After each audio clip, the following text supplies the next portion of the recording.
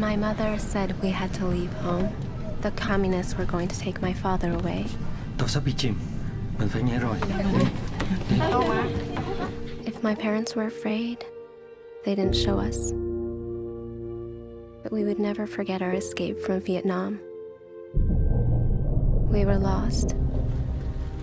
What was your job in Vietnam? University professor.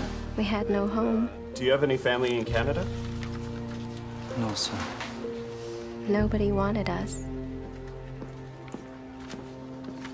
Welcome to Canada. Canada chose us. Canadians opened their borders, their homes, and their hearts to more than 100,000 refugees fleeing persecution after the Vietnam War. We were home.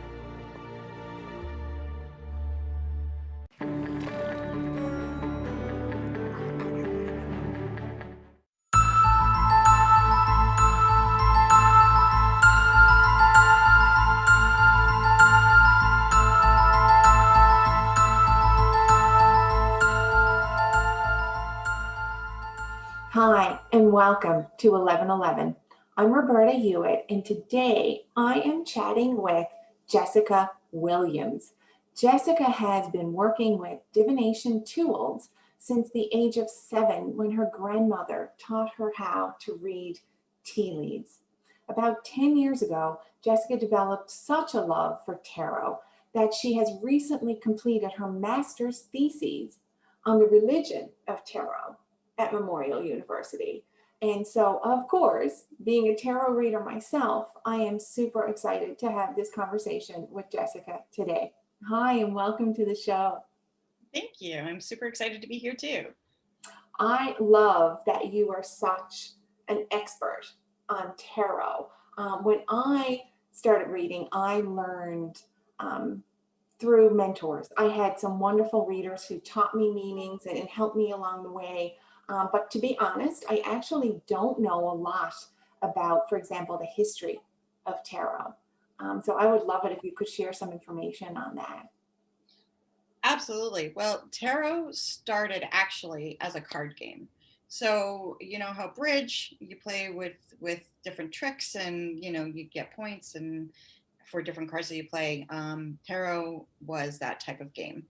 And so the major arcana was your trump cards, and then you have your pip cards, which are like the diamond, spades, hearts, and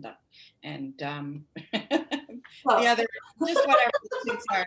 Anyways, the interesting thing is that the oldest tarot deck is this deck, which is the Visconti Sephoris deck, and it's definitely Italian Renaissance art. And it was played by the upper echelons of society. So normal people couldn't afford cards. It wasn't a common commodity. And so it was definitely a very upper class, very rich and wealthy game and opportunity for people to play. So throughout the centuries, it was just a game. People played it. What was really interesting was around the time that Egypt was kind of being discovered, the ancient Egypt ideas. There was what they call Egyptian mania, that you know, you just went in and like everything was Egypt and everything was related to this ancient Egypt ideology.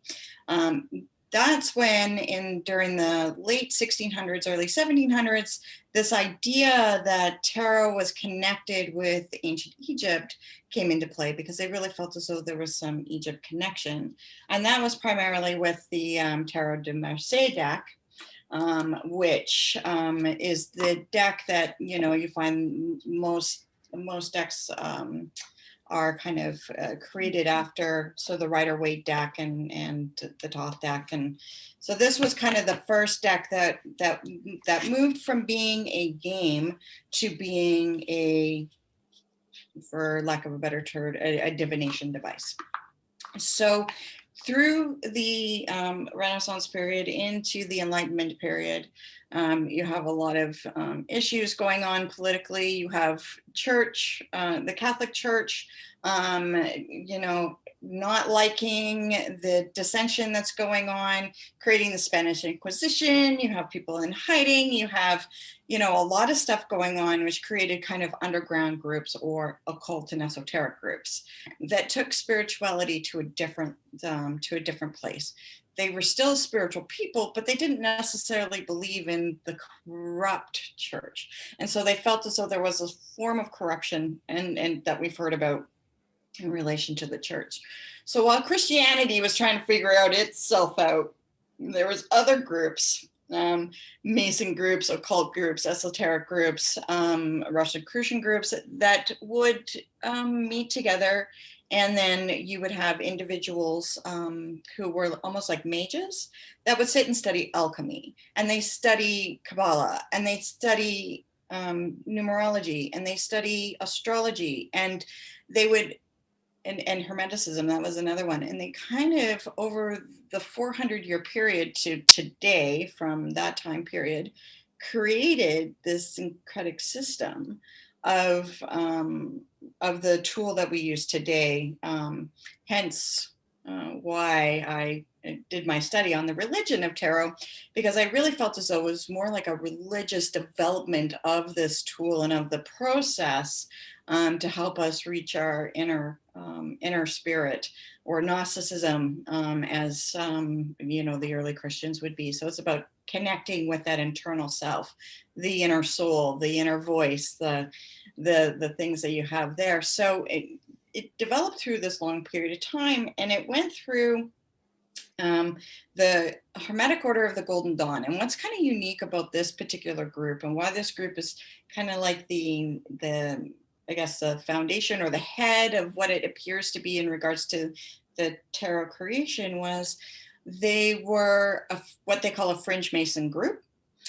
They allowed women, which was very unique at this point in time. In the late 1800s, women weren't allowed in these types of groups, and it spurred this really spiritual development in regards to kind of working with the Kabbalah and doing exercises along meditation and stuff to move themselves spiritually through the tree of life.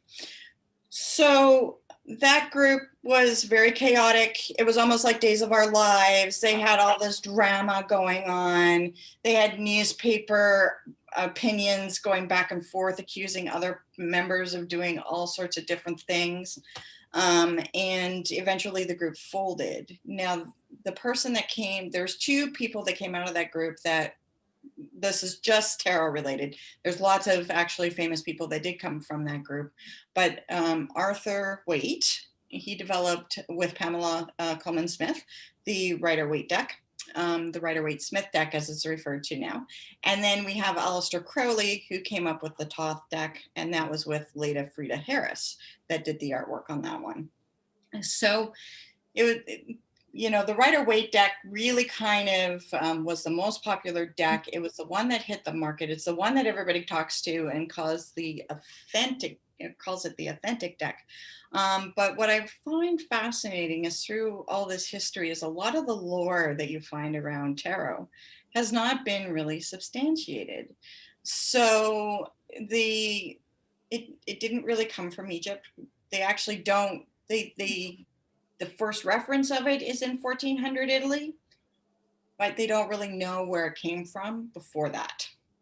So there's still a period of time that we're not sure about where the origins of where these cards came from, but we do know that they were with nobility and aristocrats, and that over a period of time, it slowly changed from being just a card playing game to the tool of spirituality that we use today. And you referenced the Rider-Waite, I guess Rider-Waite-Smith now, and it is the most popular, the most well-known deck. I will tell you, I don't like it. I had it in my hands and I didn't like the images. It didn't speak to me. I actually found it a little scary for some reason. I had to put that one back. I didn't like it. I'm sure you own a Rider-Waite. I do own a Rider-Waite deck, and I don't really resonate with it either. The deck I ended up going and purchasing, and it was just because I was working on my thesis about tarot, and I'm like, I should probably own the most popular deck there is. I did end up purchasing the deck that has the original colors, so they're not as garish. So they have a duller color background to them. You don't have the brilliant yellows, it's a duller, and it's just because that was the color printing palette at the time. And so as you go through time, colors change, what people like change. And most of the decks are built on that system. So a lot of times people will refer to tarot decks as systems. And so you either have the Rider-Waite system, which is basically somebody who's taken the Rider-Waite Smith imagery and ideology and everything and put that into their own creation. Then you have the Marseille decks. They will do the same thing. Then you have like the Thoth-like decks. Not very often do you find a standalone deck that's completely on its own, does its own thing, is on its own terms. That doesn't happen very often, but you can find those tarot decks out there. One is, I will mention the Orbitfold deck by Michael Bridge Dixon. He's a reader out and tarot creator out in Montreal. So he's a fellow Canadian. And he has, it's the neatest deck. It's just circles. It's just all these circles creating patterns. And yeah, so inadvertently he ended up creating his own system within the auspices of tarot. That's amazing. So, Jessica, how many tarot decks do you own? Well, I have 18, which is actually a small collection. It's not over the top. Some are just major arcana, some are smaller ones, and that's not including my oracle cards. If you start looking at my oracle cards, I'm looking at 25 to 30 decks that I have. Yeah, I have a slightly smaller collection, so I can relate. There is something about it that when you do read and when you're drawn to cards, you do sort of become a collector, right? Like, yep. They're just so beautiful. Do you have maybe a favorite card? I do. So my favorite card is actually not TV appropriate. It is the Strength card with the Witch's Tarot deck, and that's this deck here. So the next favorite card that I have in that deck that is appropriate is the Wheel of Fortune. I just love the dynamic of this wheel, how, it's not as scary as a lot of times the wheel card can be. For those of you who don't know anything about tarot, but that generally this card means changing a fortune or changing directions or making decisions in which way you're going to go and not necessarily having a clear path or clear choice just yet. But generally what this card means, there are other, meanings to it, but that's generally the accepted meaning for it. So, and I just love how it just kind of brings in all of the ages and just kind of the life cycle as well, that we have, because everything exists in a circle rather than a straight line. So, right. I agree. I really like that card as well. And I guess when you're reading it, depending on what's around it, so if someone is sort of in a really great place and having a really great run of good luck, and sometimes the wheel comes up to represent potential changes in fortune, so maybe some of that might be reversed. And I generally also encourage them when I see that is to express gratitude, right? Just to be so grateful. If things are really going your way, that's amazing. Be grateful. Yeah, absolutely. Gratitude is definitely a big part of this.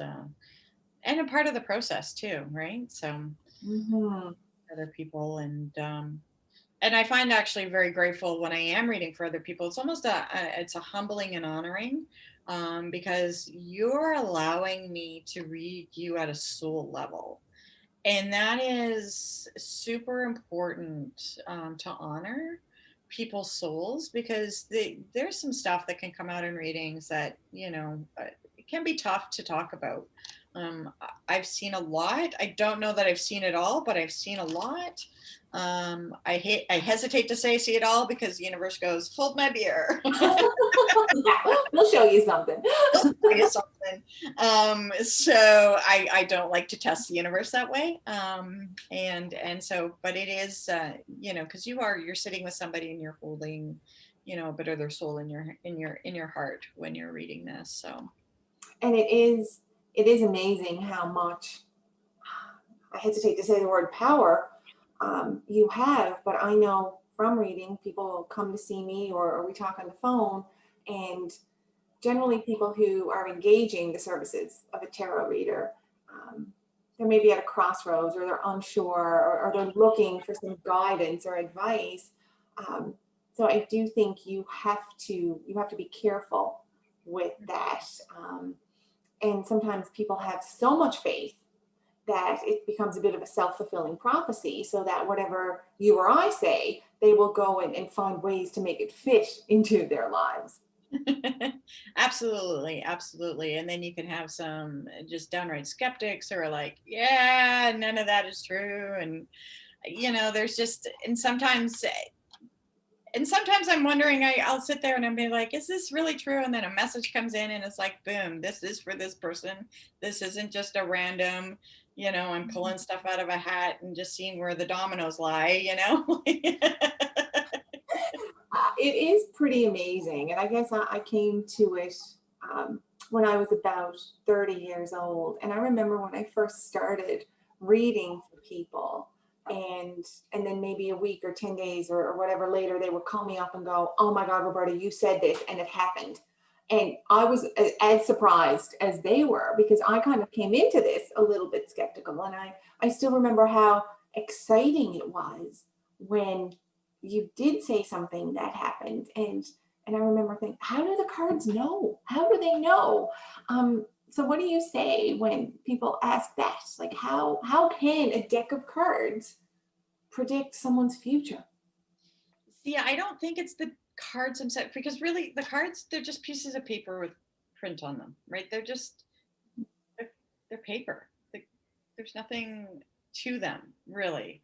I think it's a lot more to that. I think there's a lot of serendipity that comes into play, synchronicity that comes into play, how open the person is for their energy to be read, and then when you're dealing with other people's energy, that energy is kind of directing a little bit where the cards go, what you pull from, especially if you do kind of like a fan spread. So if you hold out your cards and they're all like in a fan like this, and you're just pulling them and seeing where they're at, they're being drawn to the energy of that particular card. And so that card then has more meaning to what's going on in their world than, say, a different card that they didn't pull. And I think that it's about, I also have some mentors and stuff that worked with me. And this woman, I love her dearly. She's my mother's sister friend. And she said to me, there's this whole universe of stars, but how do you know which star to point to? And that's what tarot kind of does. It points you to that star, to that specific star relating to where you need to be at this particular point in time. So it's kind of like a pointer system in a way, rather than a, and I love those words that she used, and definitely, have held that in the back of my mind when I'm reading and doing a lot of this, and people are like going, well, how do they know? And I'm like, no, it's this is the guidance that comes through with the universe, or the big guy in the sky, whatever your belief system is, right? And also, as well, I guess it's for this moment in time. Yes, that's really important to realize. It is definitely for this point in time. It's not for, and the thing is that there is still free will that comes into play. And so sometimes when I get cards that are definite, yes, this is going to be what's happening, the free will to be able to change that it seems to be a little less. But when you're sitting on the fence and somebody's like going, well, I don't know what to do, and the cards come up with, yep, they don't know what to do. That's it. Like there's nothing else, and we can't really point them in a direction because they haven't decided what way they're going to go. So this is like, okay, so what do we need to do then to come up with a direction? Like, what are the next steps to be able to come up? And then the cards are generally a little bit more responsive. But if you have no clue what to do or where to go, the cards are going to reflect that, absolutely, and be wishy-washy, and I hate that. I'm just like, cards, would you seriously give me a little bit more than this? Because this is not working for me.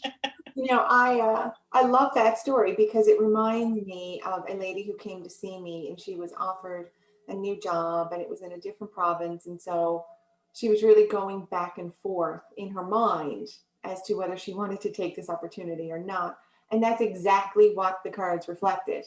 It was, oh yeah, I see you really wanting to go, but then I see you kind of being pulled back. I see you wanting to move forward, but being pulled back. It was like the cards couldn't tell her what to do. I don't think they will tell somebody what to do. And sometimes I think that frustrates my clients a little bit. It's like, tell me what to do. Frustrates me. Very good point, Jessica. Very good point. So that leads me to another point. Do you read your own cards? You know, I tend not to read my own cards. I do and I don't. I can't say that I never do, but I do have a tendency not to. And part of it is, number one, I'm very biased. Okay. So I want everything to be sunshiny and happy and everything else.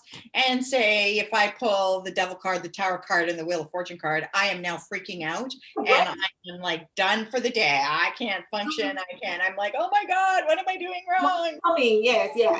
Oh, I so relate to that because I can be having a wonderful day and go, oh, I'll just ask a little question about this. And I will see cards like you just mentioned. And if anyone's watching, not necessarily positive cards at all. And then it just throws me right off. So I used to read myself frequently for reassurance.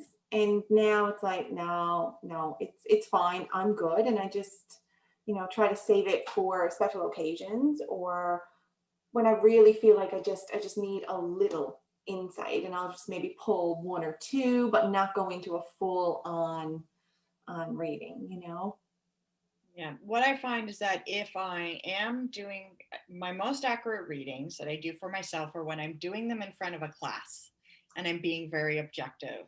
And so I haven't taught tarot in a little while, but I used to teach fairly regularly. And when I would do a reading on myself, just to show examples of how different spreads and readings were done, because I was in a teacher mode, I was way more objective about the cards than far more accurate with my readings.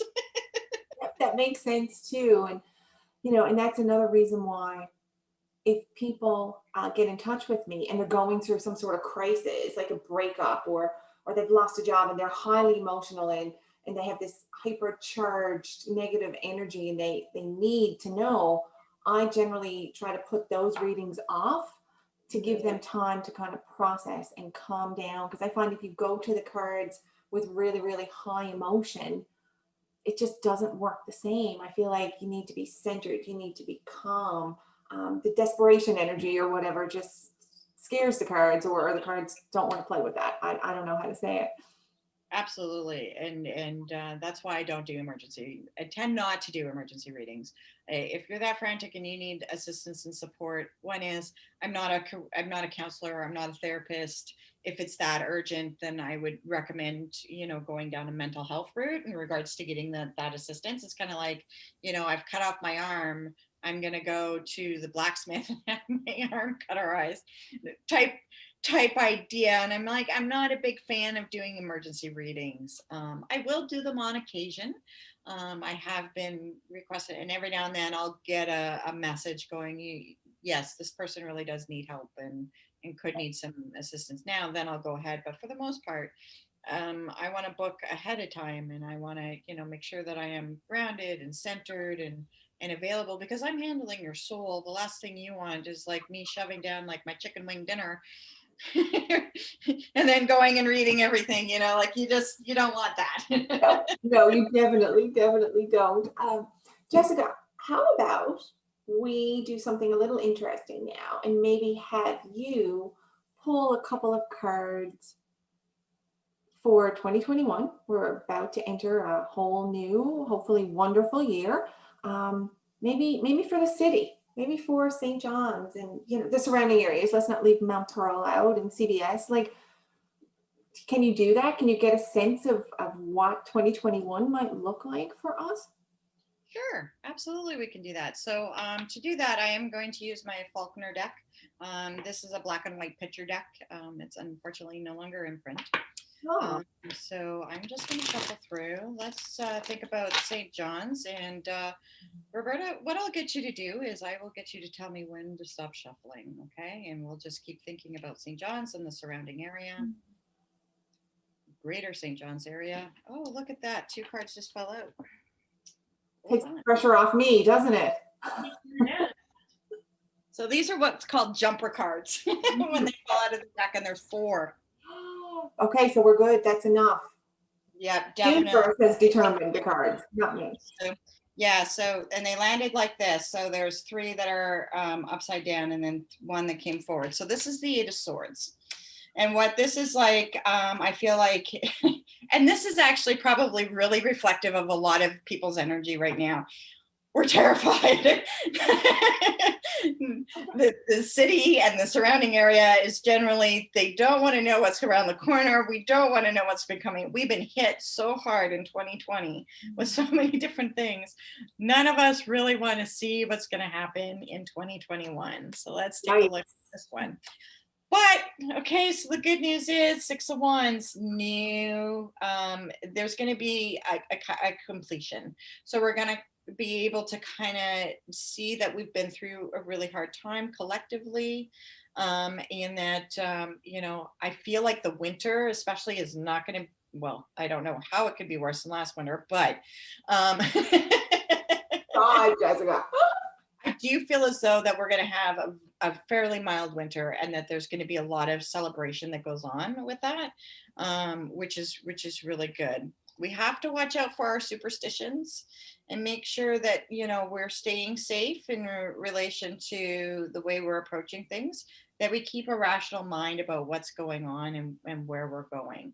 So, even though there's a superstition of walking under a ladder, there's a reason why that's there. You don't want to necessarily have anything fall on your head. So St. John's Council has probably a lot of work ahead of them in regards to just dealing with even just public safety and dealing with it from a way that's going to be productive and rational rather than superstitious and possibly counterintuitive. So lastly, we need to hold the faith. We need to hold the faith that everything's going to be fine.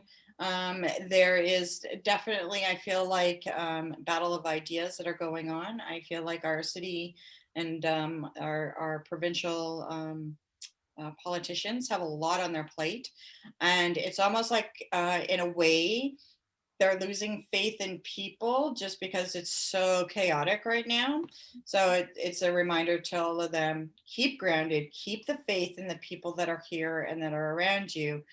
Even though we all have different ideas and we may not fully support everybody that we've elected in, we do support the process, and we do support the larger picture, and we do support everybody moving forward, in the right way. So, to any city councilors or any provincial people that are possibly watching, just remember, keep the faith and just keep the process and keep it transparent so people can see what's going on. That's going to help other people also hold the faith in the governments as well. Wow, that's some pretty great advice right there, Jessica. So we're almost out of time. So if someone is interested in booking a reading with you, either in person or over the phone, because you can do that too, how do they get in touch with you? Absolutely. So they can email me at info@larkinpoint.com, or you can go visit my website. It has my phone number as well as email address on there at larkinpoint.com. Jessica, thank you so much. This was super interesting for me. You're welcome. It's been a pleasure.